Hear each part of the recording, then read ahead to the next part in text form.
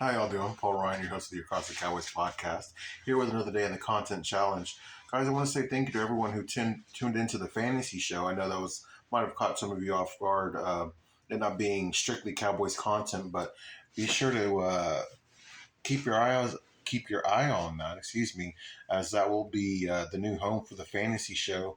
So we're going to have some Cowboys content and some fantasy football content for you this off season and next year as well. So a little bit of news there, but I'm excited to be adding some more content to the page there on YouTube for you guys.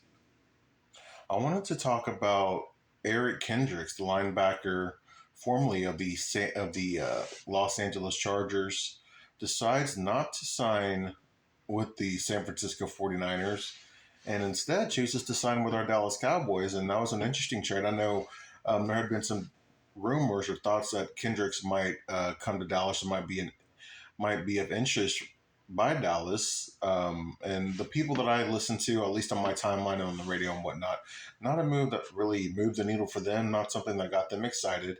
However, now that it's said and done, I'm seeing some people, point out the good in Kendricks. And one thing I wanted to point out was that Kendricks is, he's 32, so getting a little long in the tooth.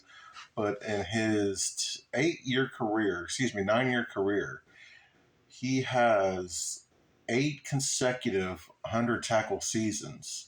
And John Owning, big defensive line guy. I think he specializes in defensive line, but he's a film guy, player evaluator. He said that Eric Kendricks would be the most instinctual linebacker that we've had since Sean Lee. And if you've been a Cowboys fan for a while, you know we haven't had Sean Lee for a long time, and that's quite the praise. And I will talk a little bit about it on the fantasy show, but Eric Kendricks, he's an older guy, but when you have a young linebacker room with the guys like Demarion Overshown and Damone Clark, hey, they need a veteran presence there.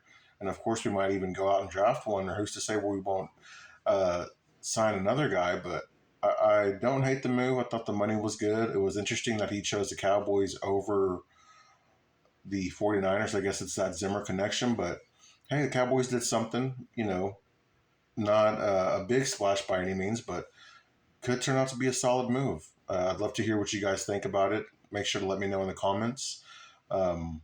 Again, I appreciate everybody who tuned into the fantasy show and showed some love there. And to everybody who showed up for the salary cap podcast as well. That was our best viewed show stream ever. So thank you guys again for that. I hope you guys have a good night.